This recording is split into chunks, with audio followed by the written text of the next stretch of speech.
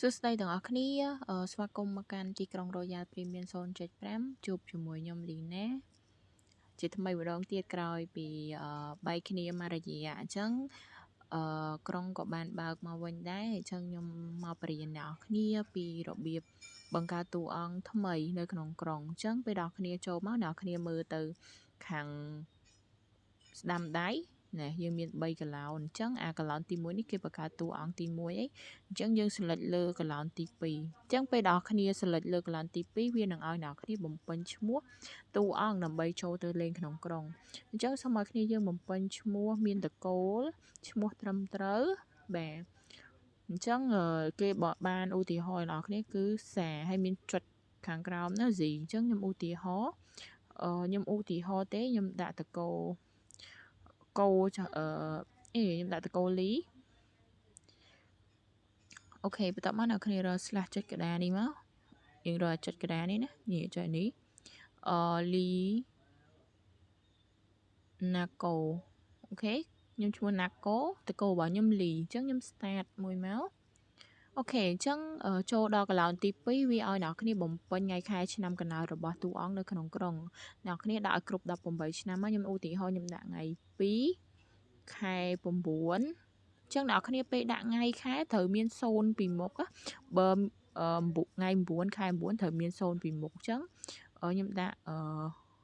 1999ចាស់អញ្ចឹងយើង start វាមកយើងចូលកន្លោនទី3យើងវាឲ្យបំពេញប្រទេសគ្នាយើងឃើញឧទាហរណ៍ប្រទេសកម្ពុជាយើងដាក់ Cambodia មកតាមគេមក Cambodia កន្លោនបើកវងកញ្ចក់ហ្នឹងអូខេឃើញអត់យើងពេញតាមហ្នឹងមកយើង start មកចូលដល់កន្លោនទី4គឺយើងបំពេញកម្ពស់តួអង្គអញ្ចឹងអ្នកគ្នា1.75 ម៉ែត្រដាក់75ទៅ1.7 ម៉ែត្រដាក់7គប់ទៅហ្នឹងតាមយើងឆ្លាញ់អញ្ចឹងខ្ញុំដាក់1.7 ម៉ែត្រគត់អូខេបន្ទាប់មកខ្ញុំ start វាឲ្យយើងបំពេញគីឡូអញ្ចឹងអ្នកគ្នាដាក់គីឡូប្រហែលគីឡូទៅខ្ញុំដាក់7គត់អូខេ start មកអញ្ចឹងវាឲ្យយើងរើសភេទខាងលើភេទប្រុសខាងក្រោមភេទស្រីអញ្ចឹងខ្ញុំឧទាហរណ៍អ្នកនរគ្នារើសតែចុចរើសភេទខុសពេលអ្នកគ្នាចូលទៅគឺប្រុសហើយអាចកែបានទេអញ្ចឹងគ្នាយើងស្រីរើសខាងក្រោមប្រុសរើសខាងលើអញ្ចឹងយើង select លើទី2មក yes start ចូលមកដល់អូខេអញ្ចឹងយើង start រួចរាល់ហើយនិយាយថាសិចស៊ីញាក់សាច់កញ្ញានេះអញ្ចឹងពេលដល់គ្នាមកដល់គឺយើងអត់មានអីទាំងអស់នៅក្នុងខ្លួនលួយយើង0មែនអញ្ចឹងដើម្បីទទួលបានអីវ៉ាន់អ្នកគ្នាចុចសិចដុំ N បន្ទាប់មកអ្នកគ្នាយកពាក្យ inventory អូខេពេលអ្នកគ្នាចូលដល់ពាក្យ inventory អ្នកគ្នាឃើញកាបូបមួយហាម drop ចោលអូខេតែអ្នកគ្នា drop គាត់ចោលគឺយើងអត់ទទួលបានអីវ៉ាន់ទេអញ្ចឹងអ្នកគ្នា select លើវារួចរាល់អ្នកគ្នាចុច U អូខេយើងឲ្យវាដើរ second តិចទៅពេលដែលវាដើរពេញអ្នកគ្នានឹងទទួលបានឡានមួយគ្រឿងឡានមួយគ្រឿងលុយអញ្ចឹងអ្នកគ្នាឃើញយើងបានឡានមួយជិះហើយអញ្ចឹងអ្នកគ្នាចេញពីលើឡានសិនមកយើងចូលសេចដុំ N វិញអ្នកគ្នាចូលសេចដុំ N ចូល inventory បើយើងឃើញយើងមាន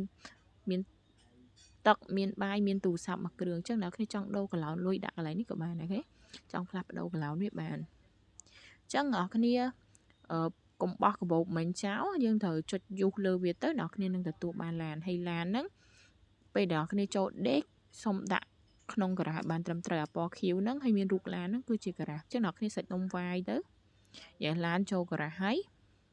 សាច់ដុំវាយវិញដកវាចេញមកវិញបានដូចគ្នាអូខេអញ្ចឹងយើងសាច់ដុំវាយទៀតទៅអូខេរួចរាល់អញ្ចឹងអ្នកគ្នាដាក់ឡានម៉ូតូឲ្យត្រឹមត្រូវក្នុងការ៉ាសតែពេលអ្នកគ្នាអត់ដាក់ចូលក្នុងការ៉ាសត្រឹមត្រូវទេពេលអ្នកគ្នាងើបមកវិញវានឹងលោតទៅ impound auto អញ្ចឹងវីដេអូរបស់ខ្ញុំបរៀនគឺមានតែប៉ុណ្្នឹងទេហើយបើអ្នកគ្នាចង់ចុះឈ្មោះចូលលេងអាចឆាតមក Telegram របស់ខ្ញុំផ្ទាល់ខ្លួនបានហើយបើ member ចាស់គឺគ្រាន់តែគាត់ទៅចុះឈ្មោះជាមួយនឹង bot server សារថ្មីហើយមើលទៅវាលើវីដេអូដែលខ្ញុំបរៀនបង្កើត character ថ្មីហ្នឹងរួចរាល់ជាការស្រេចមិនបាច់ចាំឆាតចុះឈ្មោះថ្មីទេសម្រាប់អ្នកដែលគាត់ថ្មីគាត់អាចឆាតមកបានអញ្ចឹងវីដេអូរបស់ខ្ញុំគឺមានតែប៉ុណ្្នឹងទេអរគុណសម្រាប់ការតាមដានសង្ឃឹមថាគ្នាយើងមើលពីដើមរហូតដល់ចប់ហើយកុំភ្លេចជួយ subscribe channel YouTube របស់ខ្ញុំនិង follow page Facebook របស់ខ្ញុំម្នាក់មួយផងអរគុណជួបគ្នានៅវីដេអូក្រោយទៀតណាបាយបាយ